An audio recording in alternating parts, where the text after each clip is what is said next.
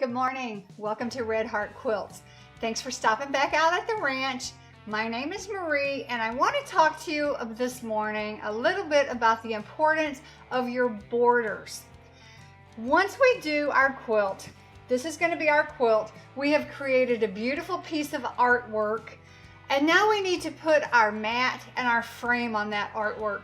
When you look at a picture in a studio, you see the mat and you see the border, but mainly you see the artwork. The mat is there to stop your eye. The border is there, the frame is there to complement that artwork without distracting your eye.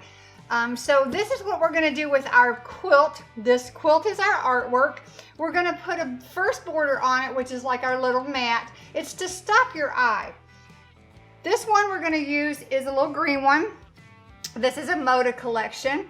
And to do a border, you want to measure across the middle of your quilt, just like this, and then the two sides. Of course, it's going to be a much larger scale, so you can fold it, that's okay. You're going to mark the edge of your quilt in half and then in quarters. The marking is very important.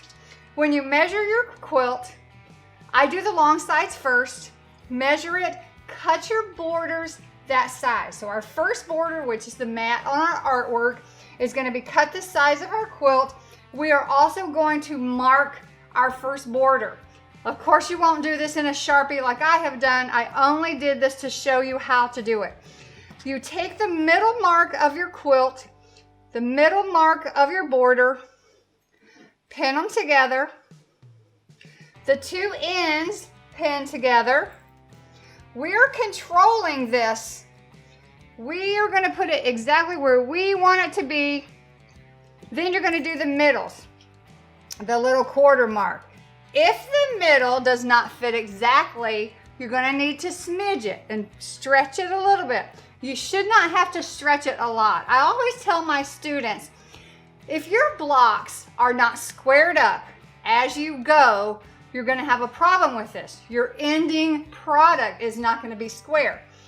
The way we square it up and the way we keep it square can affect if your quilt is oblong, if it's square, or if one end's bigger than the other end. As a long armer, I see a lot of problems with borders. By the time we're done with the middle of our quilt, we really just want to be done. We want to throw these borders on here, get it to the quilter or quilt it ourselves. But it's also a very important step. If your blocks are not squared and they're 1/8 of an inch off, and you have 8 of them, that's a whole inch that you're going to be off. So square up your blocks, sew your blocks together, measure your quilt, pin your first border on, and sew it with your 1/4 of an inch. Then it is important to sew the other one on just like that, the two ends. We've got our long sides on. We're now going to do our short sides. Same way.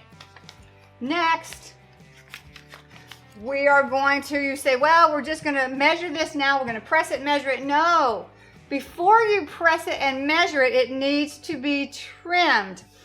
We think that we square it up perfectly, and we think that our quilt is, say, 50 by 50. Then we cut our borders, we sew that on. We think we sew straight, we think we cut straight, we think we press correctly, but it's a fine line between exact and not exact. If you'll notice on here, if you can see this is a little bit off on my edge. If I left that off and I sewed it and compensated for that, it would be a little crooked and a little off square.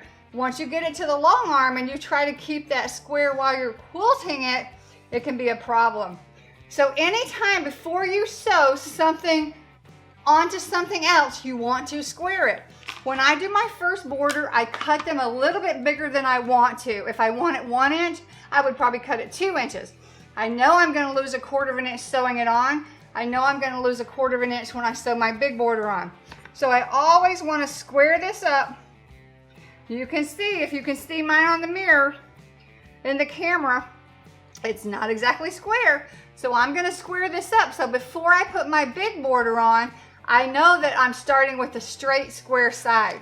So square that up, sew your big borders on, and you'll be happier with the finished product. This is our quilt top now. We have our first border, we have our large border, and some people say, why did I put a small print on my large border? In the old days, I would look for the biggest print possible to put on my border. I thought that was what I had to do. I have changed my mind now over the years. I like a medium to small size print on my border just to complement the middle. This is the large print on the same colorway, and it's fine, it looks beautiful. You can do it that way if you want. I just have gotten to where I'll put a smaller one on there. So this is the importance of borders. It's your artwork. Take care of your artwork, complement your artwork, but square it up. Take your time to measure. If you're sewing your strips together on a bias, make sure you trim that edge. We try to get our bias seam very straight, but it doesn't always happen. I've seen many people that their borders are crooked right at that seam. So square that up too before you start. Thanks for stopping in for our little border class today. You can also check us out on my website, redheartquilts.com. You're invited to like my Facebook page. You'll learn a lot about me living on a ranch. My studio is actually in a barn. We'll have chickens crowing sometimes in the videos. We have tractors cranking up in the videos. You just never know what's going to happen when we're out here filming. You can also subscribe to my YouTube channel. And until next time, see you back at the ranch. Thanks.